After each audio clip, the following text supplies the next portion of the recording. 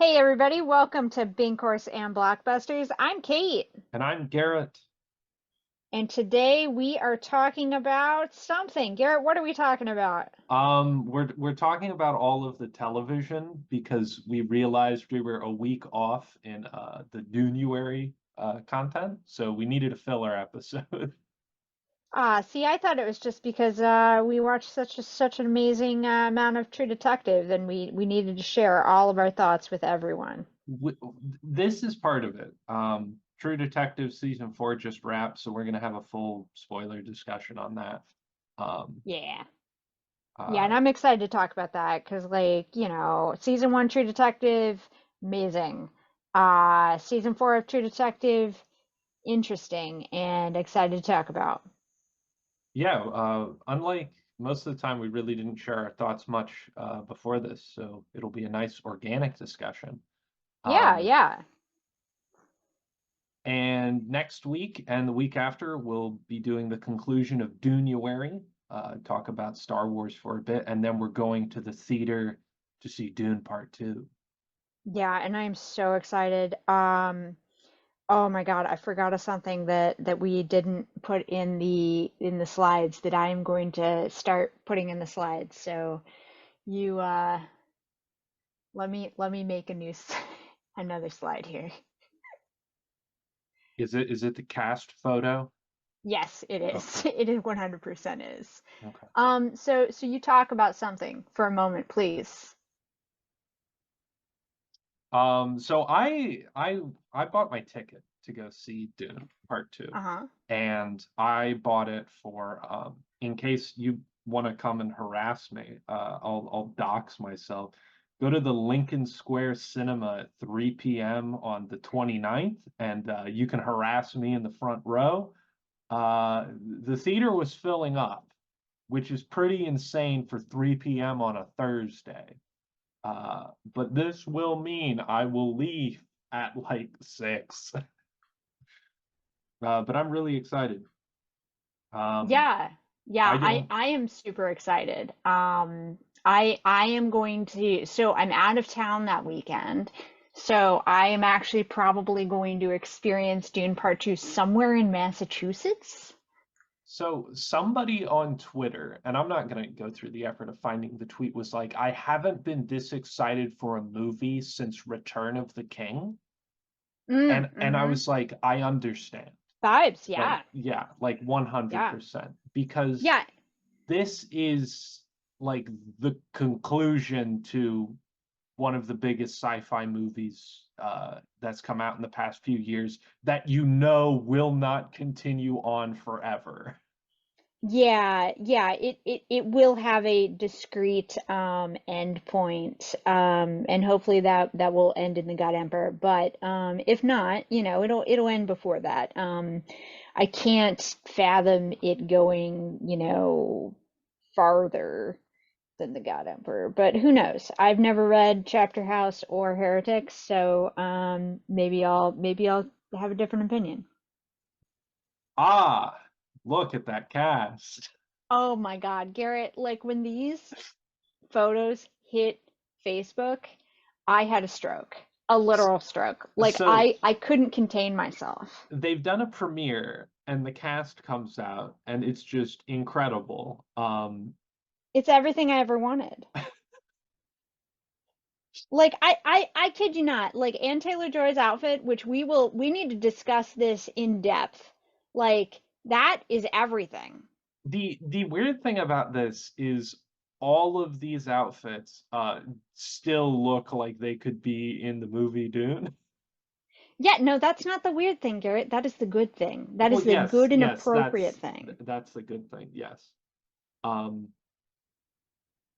oh, Yes, we love to see this. I saw so they've been doing press junkets in response to Dune coming out and everything. There was a re-release of the first movie in theaters over the past couple weeks, and it generated $30 million, which is insane. Um, a small part of the budget, But obviously, but I a mean, that lot is, for it coming them back. selling like three IMAX tickets and four buckets of popcorn. Yes, that is So, true. Yeah, No. yeah, we mentioned the sandworm bucket, which is really weird. Um, but in one of the press junkets, they were asking the people about the Dune Lego set. And Nice. Denis Villeneuve was like, "Yeah, me and my kids love Lego. I grew up playing with Lego. When I was told that there would be this set, I was really excited. And then they sent us an early one for Christmas, so we got to build it. And I was just like, holy shit, this is amazing." That is incredible. Uh, I am glad that they were able to get some merch of their own. I really hope that the actors from 1984 Dune all have commemorative action they figures all have of the themselves. action figures. Yeah, they should have a commemorative collection. Yeah, I think it would be funny to go and because David Lynch made a bunch of YouTube videos during the pandemic. If in his like bunker that he was making his weather reports from, there was just a shelf with all the action figures, that would be hysterical. Um, and Yeah. they showed Stellan the Baron Harkonnen Lego, and he was just like, "Oh yeah, that's me." Aw. It was very funny.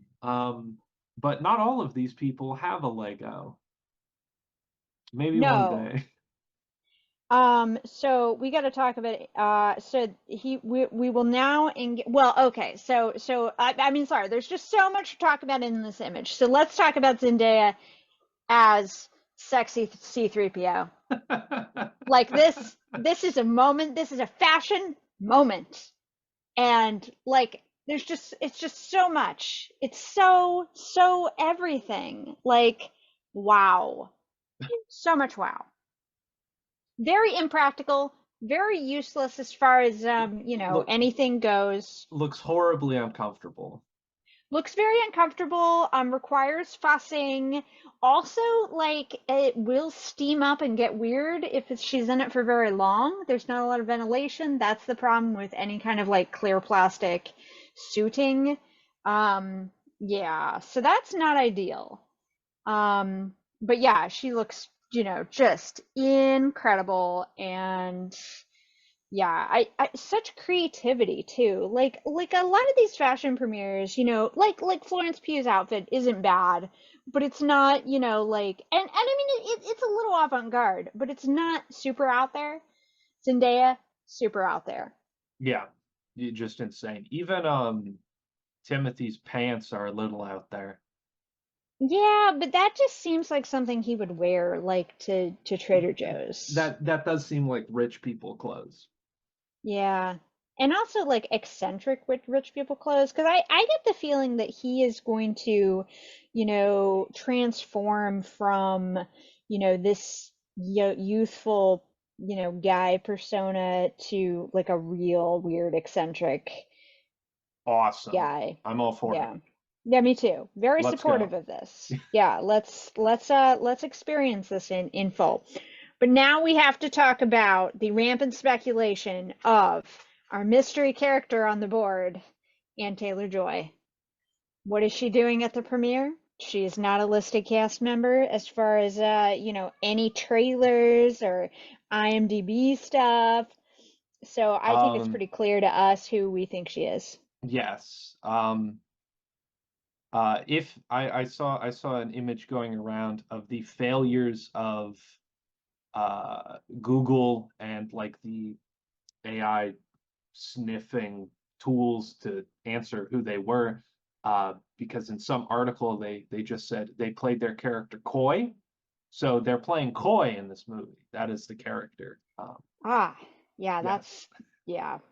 Yeah, no, I definitely think that she is Aaliyah, and I think that this outfit is such a iconic, um, semianic, like, I mean, this outfit says that.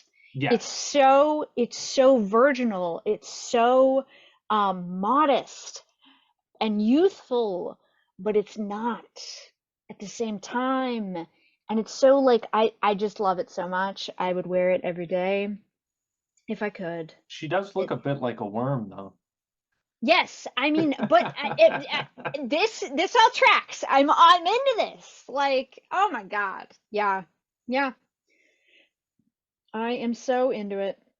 It's very interesting. This has only made me more hyped. Yeah.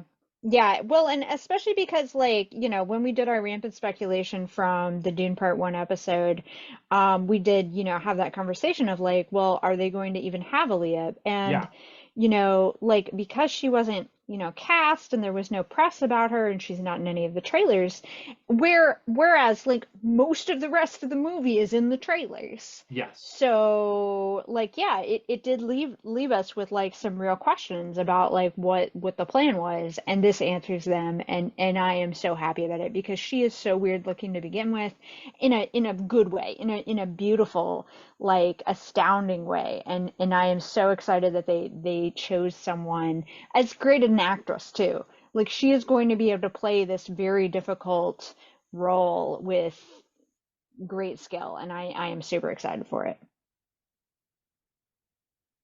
Yeah, I'm without words. Yeah, yeah. I mean, this is great. Really excited. I really wish men's fashion had changed somewhat in the last 100 years, but whatever. Whatever. Yeah, yeah,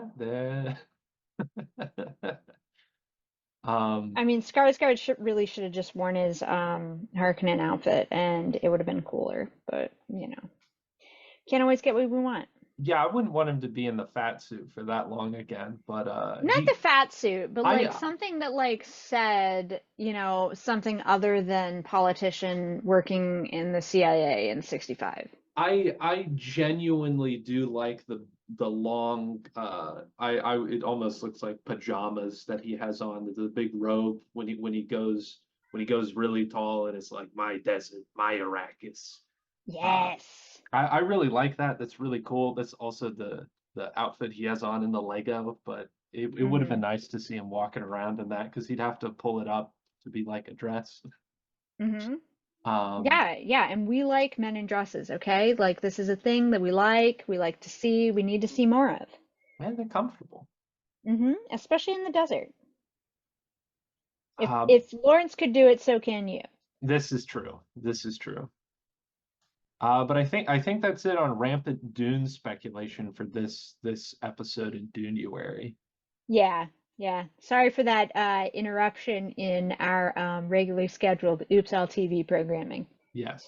But I mean this it was on the news and stuff, so I guess that's Yeah, kind of yeah, I'm TV. sure it was on like E or something. Sure.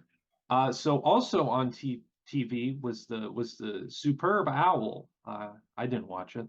I didn't either, and this is the first year in probably my life that I have not devoted an entire evening to the Super Bowl.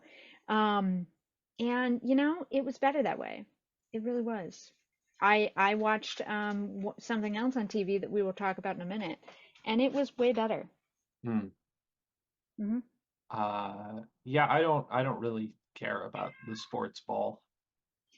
I used to, but my take is really that like something happened during the pandemic that just too many people got hurt and football changed so that it's just not as exciting as it used to be. And turns out I don't really care about these people making all that money and like oh, also like the definition of a catch changed and like I can't keep up with that. So,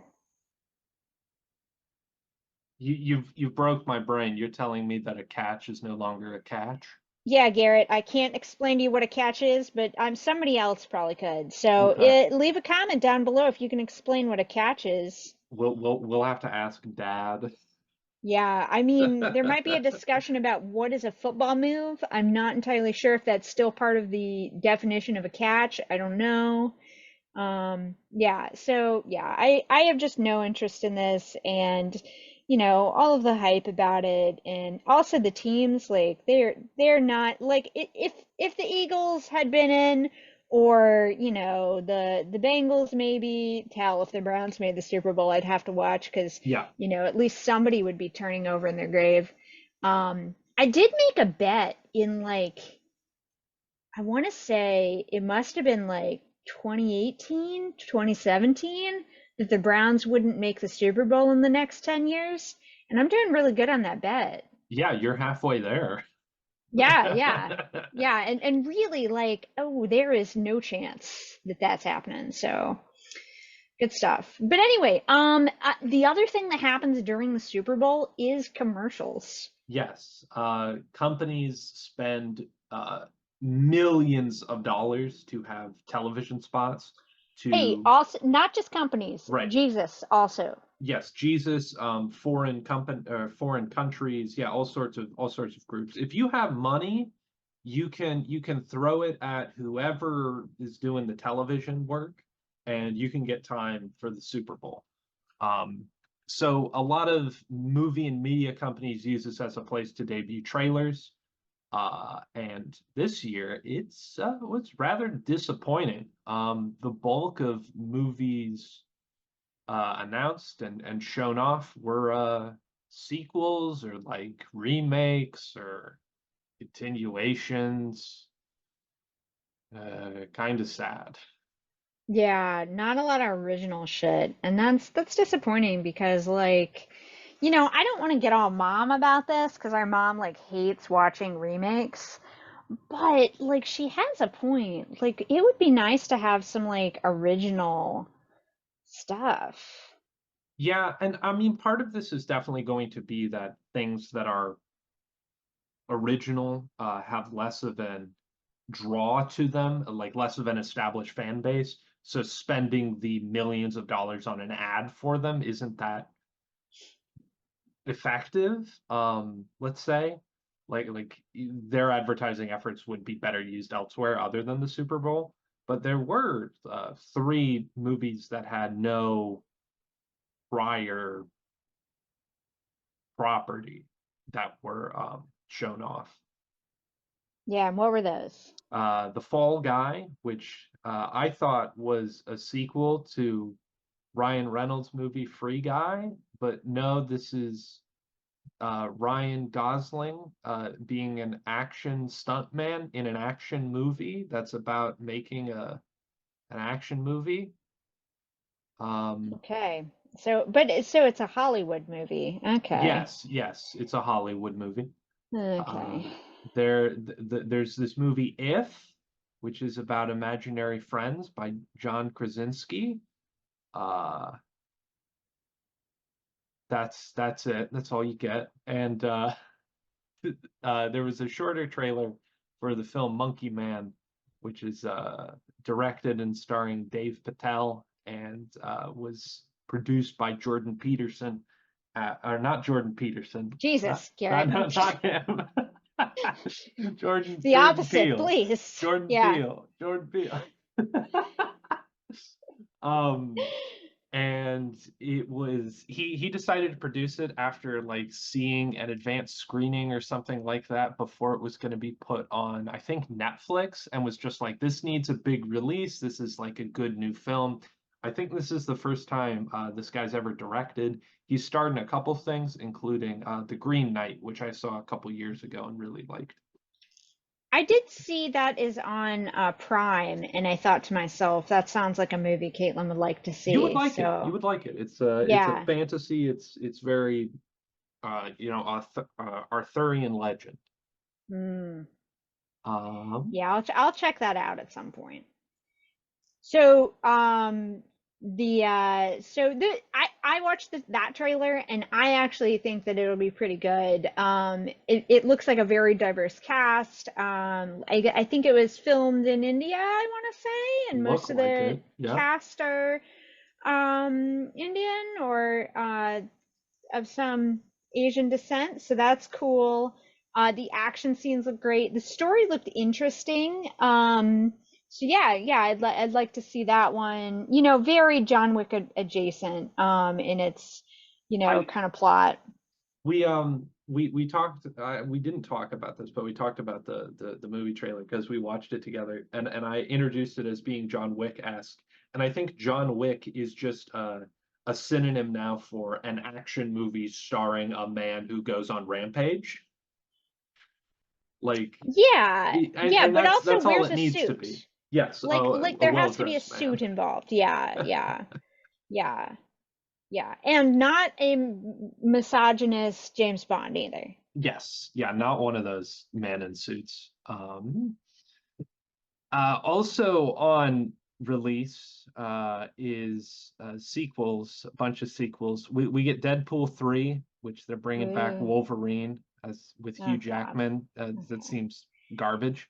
Um, Yeah, I mean, I don't, I think I saw Deadpool 1, but so do I have to see Deadpool 2 and all the Wolverine movies? Like, what the hell? And wait a second, I thought he was a Marvel guy, but that's X-Men. Like, what is happening? well, I need like a YouTube like half an hour thing to tell me what's going on before I can see the trailer. so X-Men is Marvel stuff, but the movie rights are Sometimes owned by two only. different groups, and now they're like going to bridge them together, I think. Oh Um, God. yeah, now this is all very confusing, and I'm really sick of it.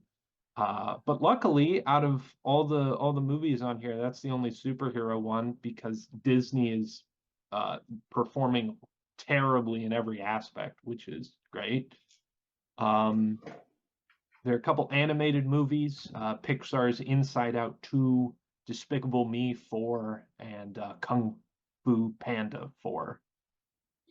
I mean, that's yeah. I mean, I do think that the Super Bowl is a great place to show Disney trailers. I will say that. But I just don't understand like why we can't have new movies and like that those are all remakes of like pretty tired ideas, you know? Like what we went Yeah, next we're gonna have Toy Story 5 and Mulan 4. Like, ugh. I I I would take I Mulan 4 actually. Can we get that? Can we put that on the agenda? I think there it are actually already five Toy Stories. Oh dear Lord. I Uh, thought there were n- only four. no, there are four Toy Oh Stories Christ. currently. Toy Story 5 is gonna release in 2 years. Okay. Well, That's bleak. Also there's a prequel to The Quiet Place, another John Krasinski story. have you seen that? I saw the first one and I watched like about a third of it and got bored. Yeah. Yeah. I I I have I not. like monster movies, but that one didn't really grip me. Um, See, I guess I didn't like realize what it was about. Like, yeah, I mean, yeah. Also, there was a trailer released for Wicked, and we've talked a lot about shitting on musicals, and I do not care about musicals at all, but even I knew that this is one of the most popular like musical Broadway shows that's ever existed, and it is not marketed as a musical at all, and that's confusing as hell. Ah, Yeah, I think this all comes back to the curse of cats and like Hollywood's just never going to be able to get over that and I'm fine with that. the Like weird if the weird thing is West Side Story was remade by Spielberg, and even that got like kind of put to the wayside a little bit in the awards season. I mean it was still nominated. Yeah, it was still nominated, that's We true. still had to listen to the terrible song during like some part of the Oscars. Yeah, that's true. And the final one that we watched the trailer for before recording this was Twisters. It's a sequel. Yeah, and so like going into this, I was like, oh dear Lord.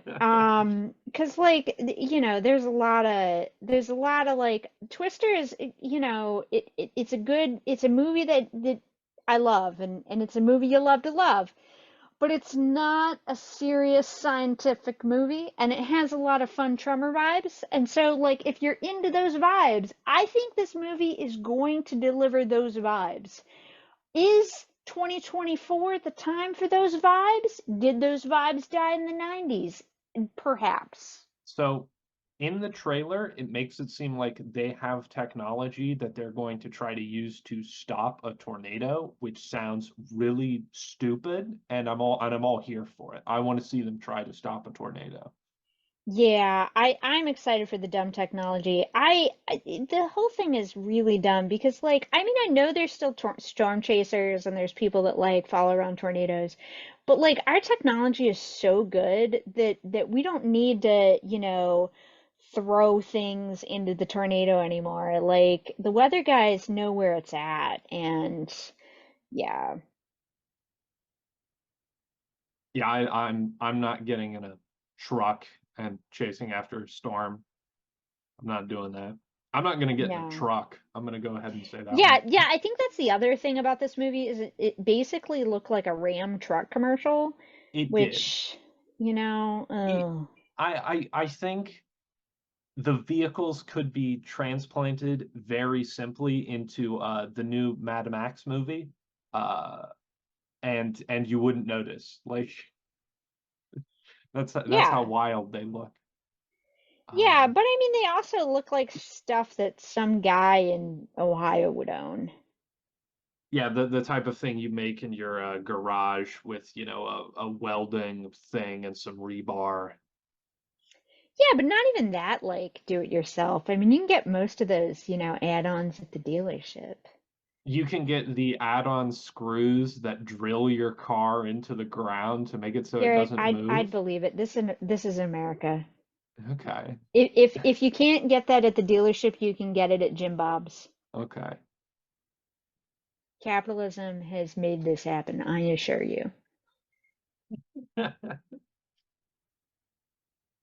But yeah, I will watch that one from the comfort of my own home at some point as it goes on streaming service. Do you remember when we went to Universal Studios as kids and Yes. went to the like Twister 4D experience, and there was the like Yes. it was there was like a tornado that ripped through like a gas station and the whole like set exploded. That was so Yeah. cool. It was cool and it was hot and it was weird And and it like was I didn't and there like was the wind. fire. There was wind, there was rain, like it was a real experience.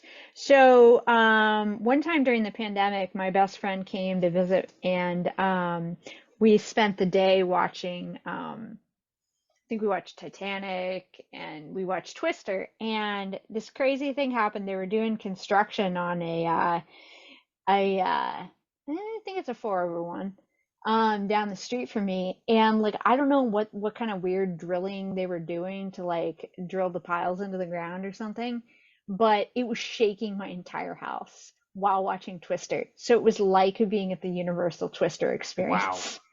It was Amazing. crazy. Yeah. Yeah, 10 out of 10 really. I was very afraid for my apartment though, because like that had never happened before and they'd been doing construction for a while and I was like, ew. Well, that's cool. Yeah. Uh, Also on TV, you did a rewatch of one of the best shows that's ever been put on the television. Yeah, I did. And I learned a lot of things that really helped with my rewatch of season 4 as well. So this show is incredible. If you haven't watched True Detective season 1, you need to turn off this podcast and go find your nearest HBO login and go watch True Detective because this truly is if you not you don't even have to like true crime. Like it's not about that. It's about so many other things. Like People, people. It's about people and evil, personalities good, and yeah, light and dark and time and justice, justice, leaving things left undone and being gnawed at questions, guilt. guilt for sure. The creepy guy who mows your lawn. Yeah, Yeah. this is I like we brought this show up a number of times, but as just a platform to talk about it. Like every one of these characters is so real. So real. So real. Marty is so real. Like, you know a Marty. You know a Marty. You know a Russ. Like, maybe not a Russ, because he's pretty unique, but like, there are parts of him in everybody, and like, yeah, like so this movie, or the show, if you haven't seen it, it's set in rural Louisiana. In the first episode, they uncover what appears to be some kind of occult murder. It's a woman who's dressed up with antlers, and it's like a whole thing. And they go on this journey to try and figure out what's happening. And it turns out, it's a pretty big conspiracy involving a lot of different people, and you know, Pretty high profile stuff. people too. Yeah, yeah, high They profile they climb the people. ladder of this conspiracy. Yeah, and stuff, being covered up, and you know, those kinds of things, and you're also in the back, the setting is such a character. The setting is Yeah. so amazing. Like yeah, it's just, the music is amazing. That was one of the things I noticed in this rewatch, because the music in season 4 is so good that I started noticing the music in season 1, and it just makes it work. It just brings you into that place. It's the peeling paint, it's the long grass, it's the beer and the cigarettes. Holy shit. Oh my God. They smoke so many cigarettes and drink so much shitty beer. Like, ugh, it's ridiculous. Mm. I've also always liked the narrative device on how the show is framed. They do this thing where they're interviewing an older version of Woody Harrelson and Matthew McConaughey about a case they worked on a long time ago. And while they're doing those like interviews, they're showing the like events as they played out in the Hmm. past. And then towards the end of the season, you venture out of those interviews. You go into the the present and the future. And I always really like that framing device because it gave a lot of like commentary on what was going on, and it Hmm. told things out of order in a way that would have been better than like seeing it all play out. Like you got hints of like, so just let's start talking about the shootout. Like that's what you want to hear about. That's what you want to talk about. And you're like, what? What's going on? Um, there's a lot of those moments that I think build this level of anticipation and like highlight character reveals and be like, holy shit, like we're getting to the key. Um, we're getting to the center of the maze here. Because Hmm. there's that part at like the end of the episode, and Matthew McConaughey's made one of the little people out of his discarded beer cans, and he's just like, now we get to Reginald Ledoux, and they just show this guy just walking half naked in the swamp with a gas mask, and you're like, this is it. This is the guy that's been doing everything, and it's such a great scene. It's horrifying. It's excellent. Yeah, it's And the so show's good. full of that. Yeah, it really is. And yeah, and also like the characters that, it kind of focuses on the people that you just ignore. Yes. Which is something that comes up again and again in true crime in rural areas, is that, the people who commit the true crime are just like the people that everybody ignores. And there's a couple serial killers that like really, focused on that and used that as their like, you know, their their shield, is that like, if you only kill people that people don't care about, then you never get caught. And I think that's, not, it's like not one of the morals of True Detective, but it's definitely in there.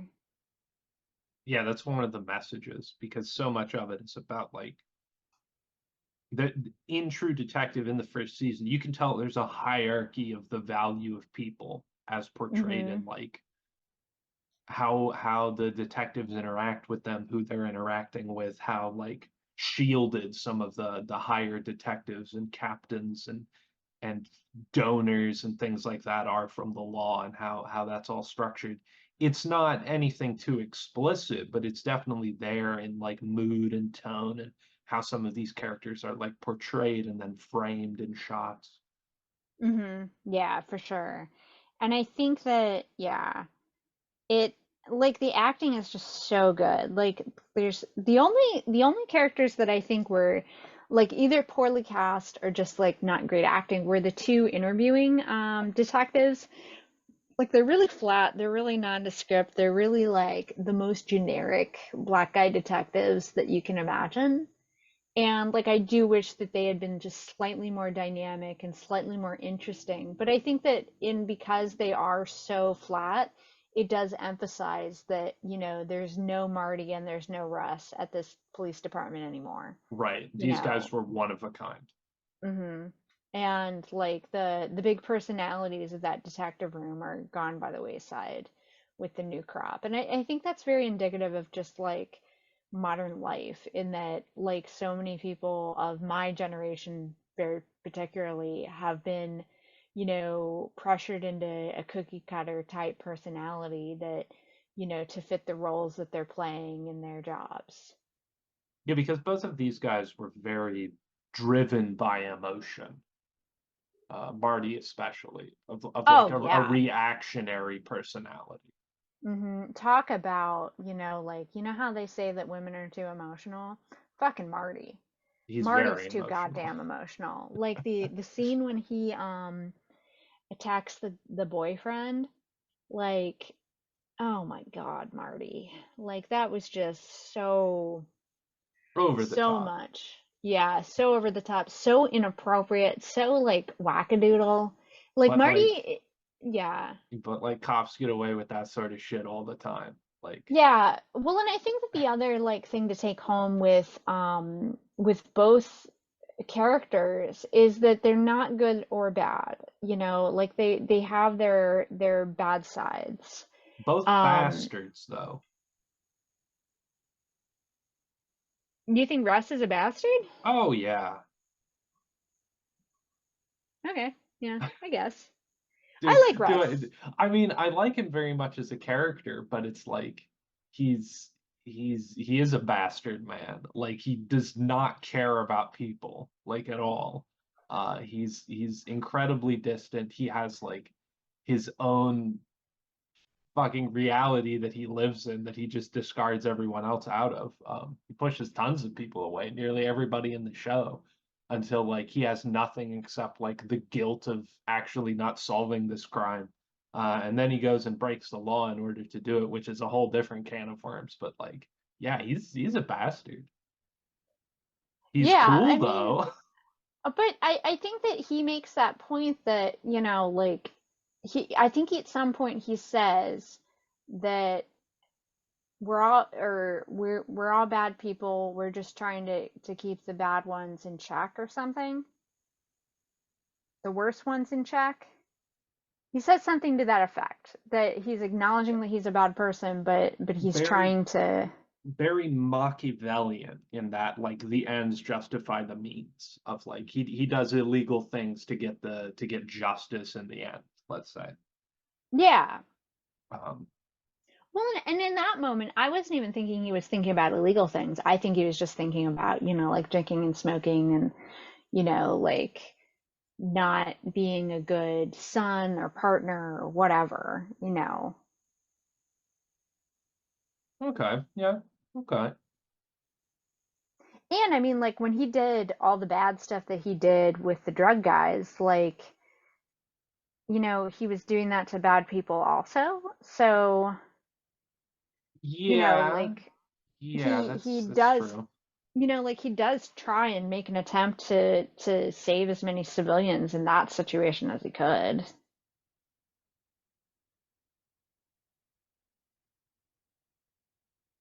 So speaking of that scene, the single The shot, yeah, the yeah. projects, the raid on the So projects. as opposed to 1980 or 1917, where I knew going into that scene that it was single shot, and immediately that's pretty much all I thought about during the entirety. Yeah, I knew because you had told me, I knew going into that scene, and this is like the sixth time I've watched that episode, but maybe yeah. even 10th. Like, I knew going into that it was single shot, but I didn't realize until they were out on the lawn, of the housing project next street over that it was a single shot. Like it was Because so seamlessly done. the energy is so there that you're Mm-hmm. not like you are transfixed. Yeah, You yeah. don't You have don't a care. moment to Like think, like you're to not thinking register about it. anything. Yeah. Yeah. And I want that out of my television. I want television to stop me from thinking. Yeah. Turn my brain off. Like let me focus on this bullshit. Because the world's fucked up and we need more entertainment. I want to be entertained. Well, I'm sure you were entertained by the fourth season of the True Detective show. Yes. Now, this is a hell of a show too. So, before we get into True Detective Night Country, I want to mention the things are that carry through to Night Country from season 1. And I don't think cuz I haven't rewatched I've only watched season 2 once. It was pretty garbage from my recollection. And season 3 was good, but I don't think it had any connection. I don't think so. Now, season 1, there was a repeated spiral. And the spiral was a tattoo on someone. It was one of the like symbols that was drawn on a couple of the dead bodies. And that really was like a repeated symbol. Hmm. The other thing that was similar was Travis Cole, who's Russ Cole's dad, lives in Alaska. So he is a character in season 4. Very briefly mentioned. He shows up very briefly. Yeah. There was something else that I told you was in season 4 or season 1 that connected, and now I'm blanking. There's a mention to the Tuttles funding Oh yes, this yeah, mine, but like being that it's Louisiana, Texas, and like the Tuttles are just like a big family that owns a bunch of bullshit, like yeah, sure, they own a share in a mining company in Alaska. yeah. So and I was kind of disappointed that lead didn't necessarily go any farther than a mention. Um, So Yeah. there's that. So I guess we should clarify at this juncture that we're going full spoilers on this one. Yeah, yeah. So if you haven't watched season 4 yet, please do not listen to us because the last episode stuff happens It and it we're it, going to talk about it. it ties it all together. Yeah. At the beginning of this season, and I think halfway through when we were talking about it, I had made the claim. Of course, it seems like there are like ghosts or demons or something else afoot, like something supernatural, because we don't have the answers yet. So like our minds are going all over the place, and there's a lot in the show to like, kind of support that. There's a lot of like mental illness going on. There are a lot of characters that saying a bunch of different things. But I knew at the end it would all be wrapped up, that everything would be explained. And it was. It was, and not in a way I was expecting. No, I was not expecting that. I'm not upset about it. I was pretty surprised. So I was there's that. so there are two kind of like reveals and interviews they do at the end where it's like they interview one of the scientists that's just like escaped and he's like, oh yeah, it was the spirit that was down there and it got everybody. And then later they talk to people who were like, oh yeah, we just rounded him up and threw him into the into the wilderness. Like fuck them. Like we realized they killed our friend and we needed to get rid of them. So we did some street justice. And I really like that because not only did I not think that that was like an option, but it's like that's the simplest explanation here. That's so much Yeah. better than there being like a ghost or something coming back, Yeah, and I mean like the ghost situation, like I realized maybe in like episode 3 or 4 that, so much of the like spooky stuff, and oh, that was the other thing. Russ talks about in season 1 his hallucinations. Yeah, And he relates it to drug use. But one of the characters in season 4, Evangeline, has some hallucinations, and it's clearly a mental illness that's a family related mental illness, like it runs in her family. So, once I realized that these were all her hallucinations that had to do with mental illness, then like it was like okay, like she's seeing these things, and like Russ, like he saw the spiral in the sky of birds, and then it pointed him in the direction of a church. So like yes, like these like weird supernatural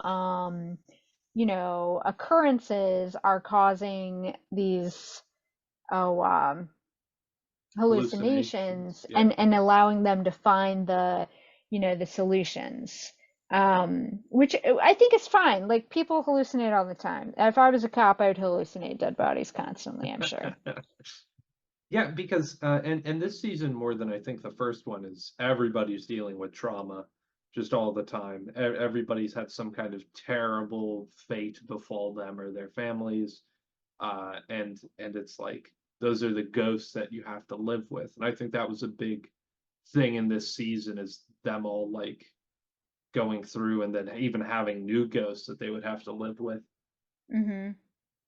Well, and I think that that's why the setting in this season of True Detective was so good, because it was something that was just naturally, a scary place. I know anybody with seasonal depression could not live in Alaska, a place where it's nighttime for, you know, all day for Yeah, weeks, yeah,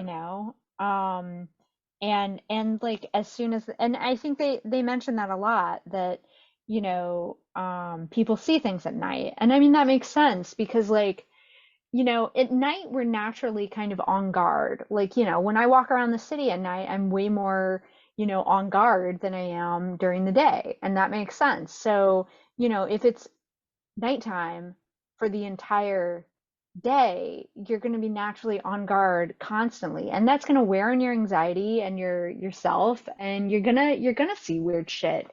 And even if it is innocuous, at polar bears, yeah, or just people being drunks all day because it's dark, like I don't know. yeah. I I mean, what do you do? Like, ugh. I don't know. Yeah, Yeah. the setting in this season was a character in itself, and it felt like a lot of the places that they went were very samey, but of course it would be like that because they have to like bring everything in. Yeah, well, I'm and I'm it's a told lot of they prefab homes yeah, and stuff. I'm told they filmed this not in Alaska but Iceland. Hmm, Which is interesting. yeah, which is interesting because you would think Alaska would be a little easier, but nah. Well, I think Um, it's because it's warmer in Iceland all year because of the geothermals. but there was they said there was snow when they needed there to be snow. There was clear days when they needed that, but I don't know. I mean that's kind of you would think you could go to Alaska and film some things, but maybe it's logistically harder to do that there or something. Yeah, I don't know. yeah. Distance from airports, just getting your craft services together. Yeah, Yeah. yeah. I did listen to the companion podcast for the first few episodes, and I learned some really interesting stuff. Like Oh, okay. yeah, like Evangeline, she is actually a Inupiaq woman. If not In Inupiaq, in she's reality, in reality, yeah. okay. And so she is Puerto Rican and native. They're So also a like champion boxer. yes, and she lives in Philadelphia. So Awesome. yeah, right? Oh Gotta yeah, love a hometown girl. Because like she beats the shit out of people in this She show, does, and it and it's looks great. real. It's awesome. Yeah, I'm so glad they picked somebody who was as like physical as her because I mean that's the other so this show and I mean like there are pros and cons to this is that this show is very much about women empowerment and women girl bossing around and it shows you know the the pluses and minuses of that you know Liz, the character played by Jodie Foster, has some incredibly bad choices. She is Ooh, like yeah. like Marty. She is the Marty of the season. She makes some dumb shit decisions, and is a bitch. And she sleeps around, which is cool. Like we like a woman who you know gets around and in an empowered way, not in a slutty way, in an empowered way, you know? And but she's not like conventionally attractive. She's older. She has a really difficult family life, taking care of a stepdaughter, who's a teenager, and that's just difficult, you know. A teenager of a different race, you know. And she has difficulties with that and really shows that in her actions and behavior, even though she seems to be very supportive of the Native community in general. So Um, one thing I noticed after there was some scenes where her daughter got uh, uh, native like tattoos drawing on her chin, um, and after that we get one of our first views of Annie K, who was this the woman that was murdered early on, and they have very similar, if not the same, imagery on them. And I was like, I mm-hmm. think that's a much bigger part than Liz just being like a bigot or something like that. Like I Right, thought there yeah. was another layer to this that just wasn't like I don't want you Oh, to that's a great experience your point. culture. Um, Yeah, but it reminded again, her of Annie Kay and yeah, reminding her too of the danger that, because like Liz takes this very, like understanding approach that the town and the big business and the corporations and, the personalities of the town is what killed Annie Kay. yeah, And, in the end, I mean, she's kind of right. But she definitely doesn't want that to happen to her stepdaughter. yeah, especially because they start becoming like an activist and getting Mhm. involved with people and doing some graffiti and uh, Well, and getting also, into fights. yeah, and I mean, doing like kind of like teenager shit, but yeah, her Feeling like knowing they, what the stakes are. yeah, and feeling like they have more immunity to it because their mom's a cop. I Yeah. got that vibe of like I can just get away with more. Mhm. Mhm. Again, a very interesting dynamic and not something we saw in the first season, even though Marty had children. Like Mhm. they weren't doing that. If anything, it might have been the opposite. Um, yeah, but a really great show, a lot of excellent characters. I felt satisfied by the conclusion. Um, and because even in the first season, it's not about like getting somebody arrested or like solving the crime in a very public way or anything like that. It's about being able to go the next day and feeling satisfied that you've done all the work you can and that it's solved for you because Yeah. not everybody else cares. Once Yeah, and the like autopsy report comes in that, oh yeah, these guys just died in the snow, everybody stops caring. They're mhm. satisfied, but it weighs heavily on our main characters because they're like there was something else here. There's way more here that's going on. Yeah, yeah, I agree. And, some crimes don't need to be, solved publicly, but, you as the detective and you as the viewer need to have that closure. of understanding. And I mean, in the end, nobody really killed them. They killed themselves. Yeah, kind of. Yeah. Yeah. Um, now I had a theory about the tongue. Yeah. Okay. Okay, Tongue theory. so at the end of the show, one of the characters asked the people that like perpetrated the abduction of the Salal guys, of just like, well, why'd you have the tongue and why did you put it there? And they're like, that's not a part of our story. Like we didn't have like we didn't do anything with that. And I got this idea. This is a me idea. This isn't something that I assimilated from the internet. Um, was that the police officer that they killed, and he was like, oh, I did move the body. Like he admits to moving the body for these people. I think because he was the first guy on the scene there, I think he left that clue for Danvers of just like these things are connected. Like this is what's going on because he wanted it solved by her. He wanted them to have closure because I think he realized how much it really weighed on her. Now, so yeah, I mean, I don't think Hank's that good of a guy or that smart I to do that. I, there were times in the show where like he like regains a bit of like his humanity, and I know this would have happened before he did that, but I think it was a part of a longer like thing in his life of doing that. I mean, it's possible. I really think though he didn't want to open those, unless he thought that, because I think that he wanted to be the police chief. So maybe if he thought that she like went into this, she would get canned because so much of the higher ups didn't want them to solve the murder. Hmm. I, Yeah, that could be part of it. yeah, so I mean there's three people that could have solved it, or could have put it there. It's the native women, the Hank, or Clark. He could have done it. Yeah, if they had it the whole time.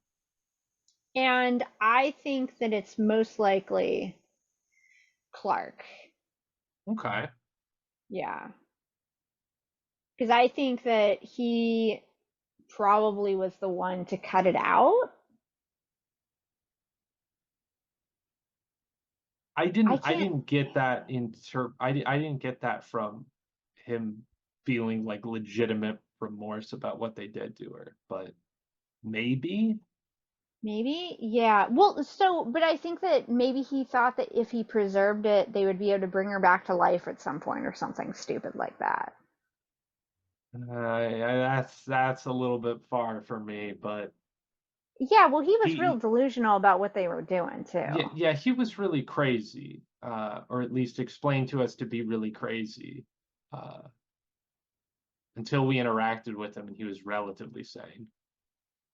Hmm.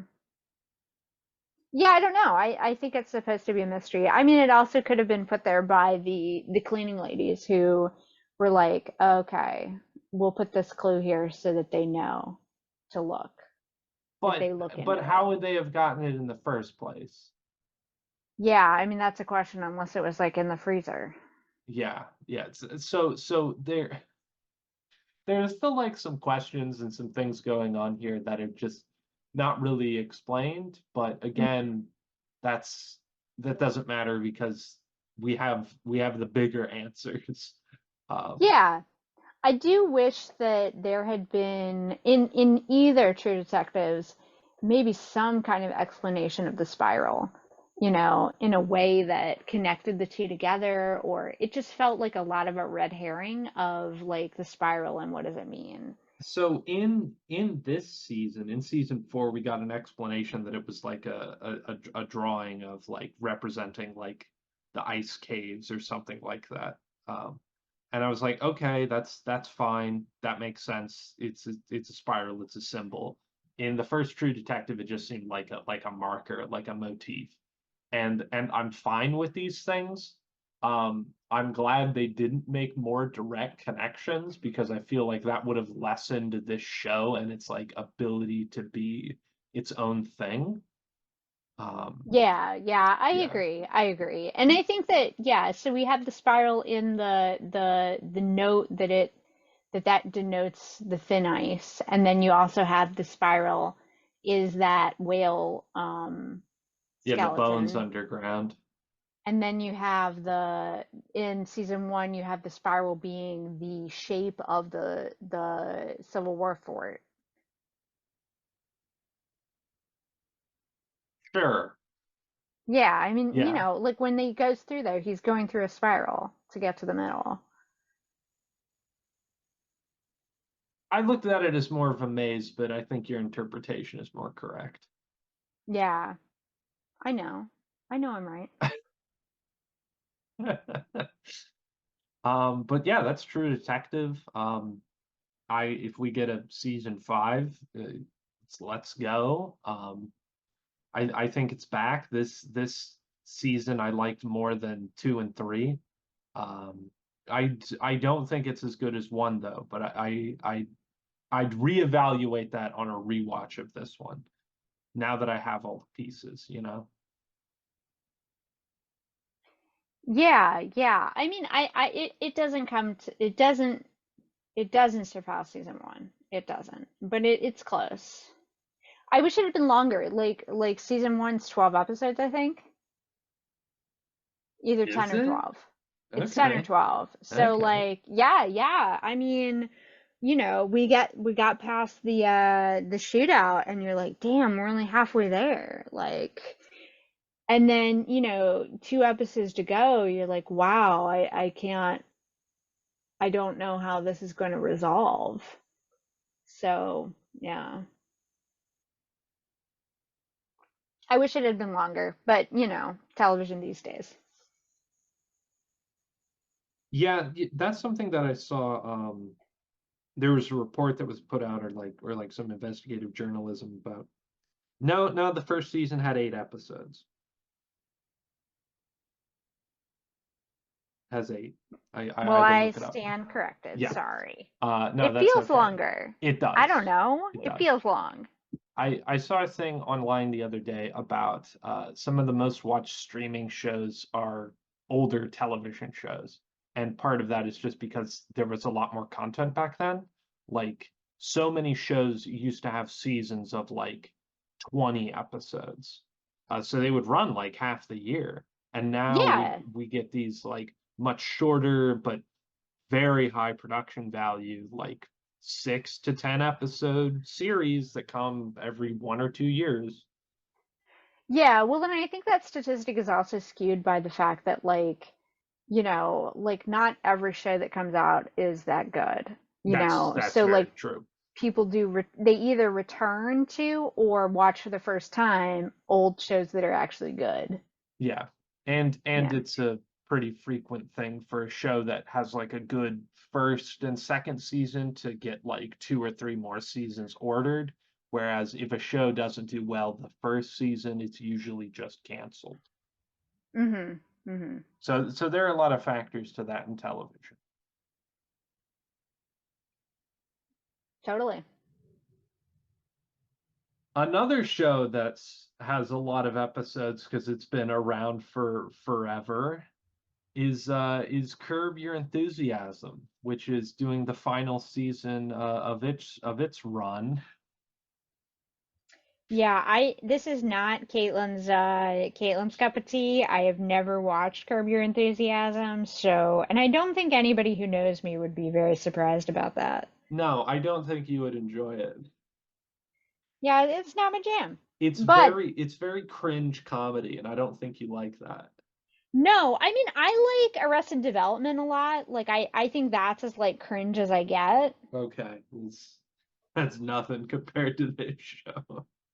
Yeah, I mean cringe people bother me in general. Like even The Good Place sometimes I was like, Ooh, "Ooh." yeah, And I okay. couldn't watch Schitt's Creek. I couldn't watch that shit at all. Ooh, Ooh, Ooh, yeah, no, no, that one's that's tough. not for me. That's tough. So I enjoy cringe television, but several times throughout watching Curb Your Enthusiasm, I've just had to get up and leave the room. I'm like, I know where this bit's going and I can't take it. Oh Um, my God, but yeah. this new season's very funny.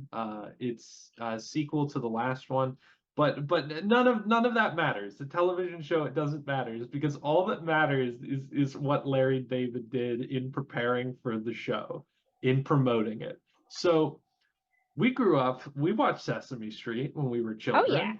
Yeah, of we course. remember Elmo, Oscar the Grouch, my boy the Cookie Monster, Hell yeah. we know all these guys. So a few weeks back, Elmo tweets, hey Elmo, just checking in. How's everybody doing? And everyone on the internet trauma dumped on Elmo, so much so that Sesame Street had to start replying to tweets with here's the mental health help hotline. Here's resources and places to go if you're feeling down. And it was bad. So obviously, because the morning news in America has nothing to do with geopolitics or anything that's going on in its reality, decides to run this as a story. So they get Elmo and Elmo's dad on the show as puppets behind the couch, and they're talking about it. Just hey, Elmo, you asked people, and here's what happened, and this was the response. And about halfway through this conversation, Larry David just comes over and starts crunching Elmo, just freaks out on him because he's very much not a mental health is not important kind of guy. He doesn't really give a shit about that kind of thing. Um, and later he apologized to Elmo, and Elmo said it was okay. So if you ever want to insult a puppet, go for it and just apologize later, and it'll be okay. I'm not sure that's the lesson you should take home Oh, from it's this. not. No, no. I think really it's that mental health awareness. Clearly, we're not doing so hot in America, and especially on Twitter. Like Twitter is not the you know, like the nexus of mentally health good positive Americans. No, it's Um horrible. It is a cesspit. yeah, yeah. So that's that. Yeah, we're not doing so hot, turns No, out. no. Sorry, Elmo. We're not doing very well over here. Uh, Yeah, could be better. But speaking of Elmo, I had the good fortune on let's see, what day was this? Saturday. I got to see the Elmo band in Philadelphia. And if you don't know that about this, Philadelphia has a drum line where one of the guys wears a giant Elmo head and they drum around Philadelphia. I did run into them into the subway, which is the loudest possible place to encounter the Elmo band, but it was pretty magical. Highly recommend. Whoa. Yeah. Was Animal there? No, it's just Elmo and some guys. Oh, okay. Cool. Yeah, that's all I Uh, got. Also on TV, I watched a new-ish show on Amazon Prime called Mr. and Miss Smith, which is a remake or reimagining of the 90s series and the early 2000s movie with Brad Pitt. Yeah, I remember watching the 2000s movie with dad on the DVD player. I think it was like one of the first movies we watched on the DVD player. Wow. Yeah, or maybe it was my DVD player. Like I got a DVD player because the other one was having issues. I don't even know. But yeah. Yeah, I remember watching it on the DVD player. Very So, important information for our viewers, I'm sure. yes, yes, it really dates the events that this film came out. So this show was interesting. Uh-huh. Um, so I like spy stuff. I like spy. I like action stuff. It's my jam. I have a lot of fun with it. And this show is about these two like spy hitman type people that go on missions, and their cover is that like they're a married couple because that draws less attention, and they're like able to do more grander things because they have each other to rely on. And most of the show is about them going on missions and then like their relationship as it goes through. And it's fun for about the first 5 episodes. It really starts to take a hit after that. And I feel like episode 5 ends on a point where it's like you don't want to see more, you can stop there and make up your own ending. Um, I really think because they do a lot in the final episode to like tie everything up and like give these characters a really satisfying like conclusion to their relationship and their trouble and like all these missions and things. But I feel like there's either an episode missing about halfway through the season that like really explores them a little bit more, or like 5 minutes from every episode where they could have been like seeding some more clues. Um, just very strange. Uh, Hmm. Okay. yeah, because the show is capable of a lot of really good payoffs of like, oh, they did this and this is like uh what happened, or like we see a glimpse of a character doing something and then many episodes later we understand the meaning behind it. And Mm-hmm. and I'm like, yeah, this is okay, but you needed more of that to keep me intrigued, and probably explaining what it was before and then doing it after would have meant a little bit more. Um, Also, there's a character in the show that just kind of tells us to not think about like how these missions like relate to each other, or like what their purpose is, or what they're doing, or what the society behind them is like up to. And it's like, Hmm. okay, like that's like an explanation. All right. I don't think that's very satisfying, but in a larger TV show, part of it would be like, here's how all of James Bond's spy adventures like link up to like unlocking Spectre, like that's how it would go. Hmm. Yeah, yeah. I have not watched this. I did hear a good recommendation to check it out for somebody who hadn't watched the whole thing yet. So maybe that's, maybe their minds have changed since. Um, so would you say on the scale of like this is a fun to watch TV show, or is it more of a serious spy thing? I would say it's a lot more fun. There's a lot of like goofy, there's a lot of fun. The two leads have excellent chemistry, even in the beginning where it's awkward. I think they Mm-hmm. portray really well, and they're good at doing like serious things. But there are a few just really funny punchlines to like what they're doing. And there's a lot of good actors that come in for like an episode. Paul Dano's in there for a minute. He's pretty funny. Uh, Cool. Well, I will check it out.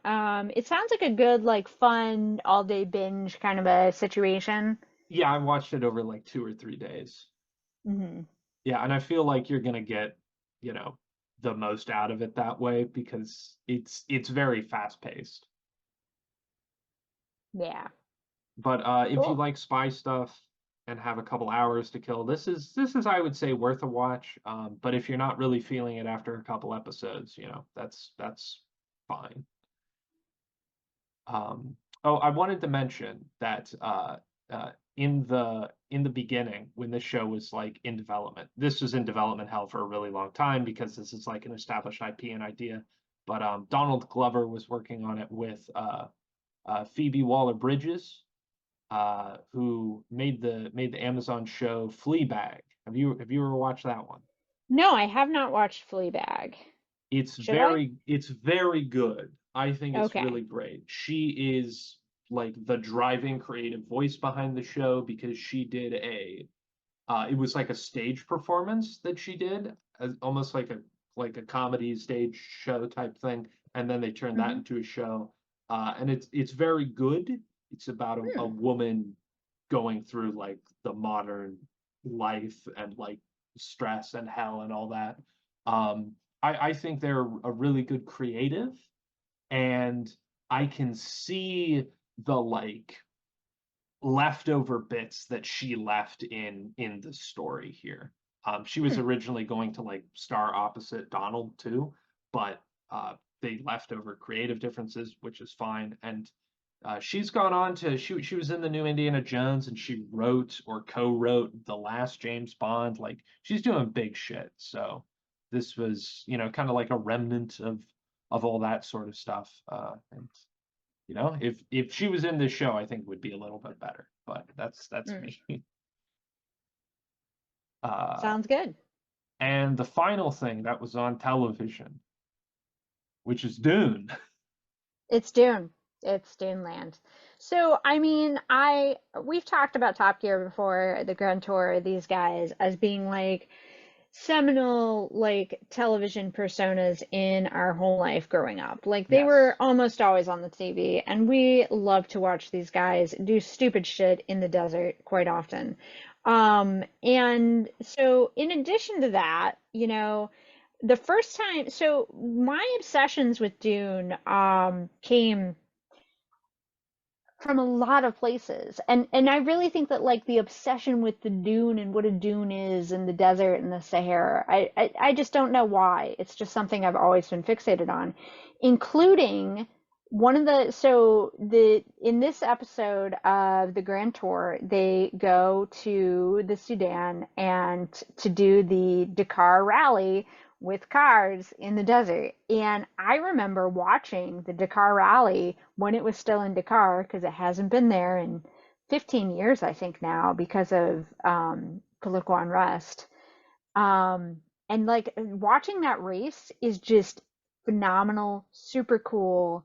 Nothing like seeing cars race along dunes, including like the mechanic trucks Oh yeah. and like, yeah, so just like I remember watching that as a kid. So knowing that the Top Gear guys were going to the desert to film like doing the car, it's a real cool thing. Yeah, this was a fun episode that really like it went back to a lot of the things they'd done before of like going to where there was motorsports history. Yeah. But so it's very clear that this I not necessarily like the format, but the whole thing is just getting a little stale. Yeah, yeah, a lot of the jokes didn't quite, land and, they've done this kind of thing before and I mean it was cool, but like how many times can you see them, like drive a convertible through a place that you shouldn't be driving convertible through, before you're like, "Oh, okay, I've seen this before." I do like this brand of Grand Tour where they go on the adventure rather than the first season of the show that was a lot of segments, many of Yes. which were very cringe. Because Yes. like when I think of Top Gear, my mind goes to like some very specific episodes of like Mm-hmm. when they were in the Amazon and they bought those 4x4s and driving on the death road, or when they got motorcycles and were going through Vietnam, or when Mm-hmm. they got the cars and then drove through the salt flats where nothing exists. Like like Mm-hmm. like a lot of things like that is where my mind goes to Top Gear. It's not them reviewing cars because I don't care about that kind of thing. Like it was fun to see them go fast and to like have the interviews with the stars in the reasonably priced car, but that was never Top Gear. That was always just segments in the show that you had to watch to get back to the boys were given $1,000, bought a piece of shit car, and are trying desperately to drive it down the street. Like that was always what was fun about it. And Mm-hmm. like there's only so many times and places and cars you can do that the format is getting kind of stale. They're getting very old, and they're probably not able to do all the fun and dumb stuff and dangerous stuff that they did. It seems like every one of these new Grand Tour episodes, one of them is going to the hospital. Luckily, this one was not the case, but I think they really eased up on that kind of thing. Yeah, and I mean like I don't think that we can ignore the elephant in the room of, Clarkson not necessarily being the most PC person on the planet. And This like is very true. yeah, their welcomeness in a lot of places might be wearing thin. And, like, I mean, not every place wants these people to do this because they do cause quite the ruckus too. Oh yeah, Like, I mean can't ignore that. they got rioted out of Argentina. Like they're not allowed in Mexico because of comments they made on the show. Like there are all sorts of controversies that Top Gear and Clarkson have been a part of that do not age well and do not paint them in a good light. hmm Yeah.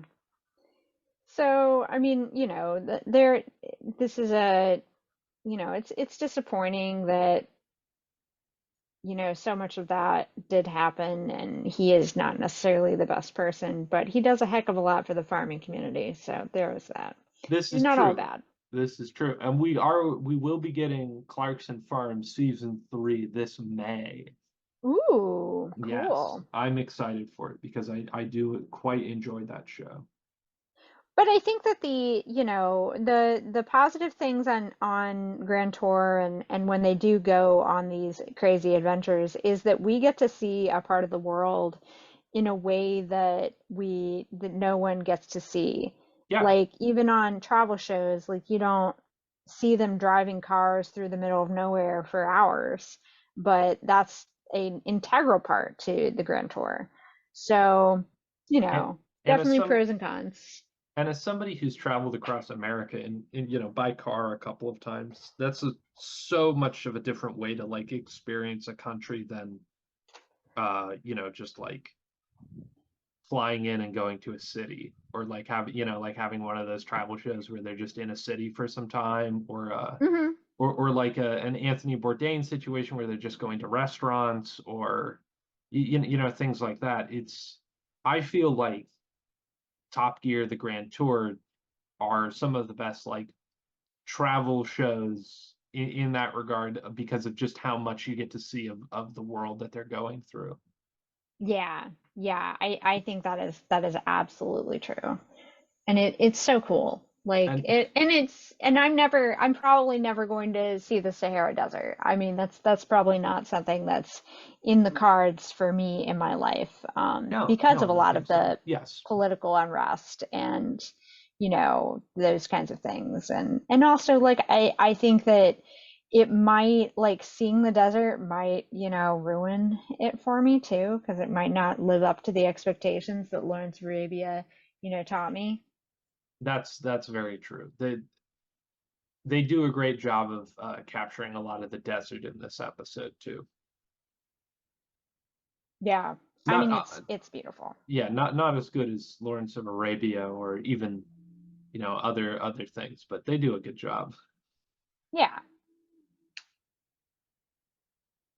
But that's it for my takes. Yeah, so that's what was on TV this week. Yep, that was whoops all television. Yeah. Well, I mean, it's been a good winter time. It's good time for television, and um, I wish that there was more good television out there, but hopefully we will see some more. I did see HBO has put out some more documentaries. I'm Nice. looking forward to check those out. I wonder what, HBO's new cool TV show will be. Um, I know it won't live up to True Detective, but girl can dream. We're getting one that stars Robert Downey Jr. in a couple months, and like it's like I think a Cold War spy thing. Hmm. Um, I think it has something to do with Vietnam. So maybe Okay. not Cold War, but like that era in history. Yeah, I mean Vietnam was during the Cold War. Yeah, yeah, but I mean I didn't mean like a Russian spy thing, because or a Soviet spy thing. Um, Okay. but yeah, we'll get more and we'll keep you posted on what we're doing. Next week we're doing the penultimate episode of Dunuary, and then we're gonna go see Dune. Yeah. Yeah, and we are excited for that. And I'm we are so looking hyped. forward Yeah, we're looking forward to our discussion of science fiction and Star Wars and Dune too. I was listening to something about Dune and they were talking about Arrakis being our second favorite desert planet. And I kid you not, Garrett, it took me like 5 to 10 minutes to figure out what the favorite desert planet was. Tatooine? I assume, Okay. but I mean, it's not my favorite, so Yeah, no, no. no, because it came after, you know? Yes, it is the It's a poor imitator. man's imitator knockoff. Yeah. I prefer the original. Yeah. Where you don't have moisture farms. I mean, You in kind of Dune do, but you do. yeah, You I have the mean, wind farms. But well, the Sietches have the wind thingies. When you thought about those, did you imagine them as more like farms? I no, just imagine them as like weird rocks I next to each. imagine them as like big things carved into and through rocks that like Yeah. grabbed the wind that went across the desert and just pulled it down. Mhm. Kind of like Yeah. a termite, like an anthill type thing, where it's a big column, Yeah. and the difference in like space provides the current to keep it cool. We've been doing that for like thousands of years. We Oh figured out yeah. how to do like air conditioning. Like it's Yeah. ridiculous. Yeah. Humans are I really mean, like, smart. yeah, like the chimney, Yeah. that's an invention. Like we've yeah, humans. Yeah, we've gotten heat and cooling down for a long time until we fucked it up in the I don't know, the 40s probably, Yeah. 50s. Until somebody was like, wait a minute, I can make a machine that does it and doesn't work, and that we're not going to build a single house in most of some parts of America that have them. And you got to get your HOA to approve putting in one on your roof, despite that nobody can see it, if you're even allowed to have that. And you're not allowed to have one that hangs out of your window because that's unsightly. I'm very upset about this. Yeah, I we should just go back to living in igloos. I think that's simpler. Simpler times, man. Simpler times. Yeah, I want a dirt hut that's mostly in the ground that's cold because it's ground. Yeah. Yeah, like let's get some caves. Let's go some caves. It's always cold underground in J- caves. just regress. Did we even talk about the monkeys? What monkeys? The new Planet of the Apes movie. Did we talk about Oh that? no, we forgot about Oh, that. fuck. Okay. There's a new Planet of the Apes movie, and I watched like a couple of the older ones kind of recently, like within the past couple months. But that was released during the Super Bowl, and I'm excited because I like those monkeys. They keep making them more real. I mean, they started off real bad, so they could only get better. Yeah, that's true. That's true. God, I remember watching um the Planet of the Apes that was in like 2000s in Yeah, the theaters. yeah. Yeah. That one was by Tim Burton. Oh, it was? Yeah, that was the Tim Burton Planet of the Apes movie. Oh God, I didn't know that. Well, yeah, Uh, I don't know. Like I like the initial idea of Planet of the Apes. The execution's always been shit. So, eh. I mean, well, the first Planet of the Apes was a bit ahead of its time in terms of like what you could do, like effects wise. But I really like the original Planet of the Apes. Um, I watched somebody who re-edited it into an episode of The Twilight Zone, and it like somehow made it more good. That makes sense. That makes sense, C- c- especially if it was shorter Yeah, too. it was like a half-hour Twilight Zone episode. That was pretty good. Yeah, yeah. I mean, that's an idea. I mean, yeah, half an hour is probably good enough. Yeah, it's not a very complex idea. But No. that's yeah, that's like a That's fourth. what's on TV. Yeah, that's what's on TV. Okay, everybody, get excited for Dunuary. We'll see you next week. Goodbye. Bye.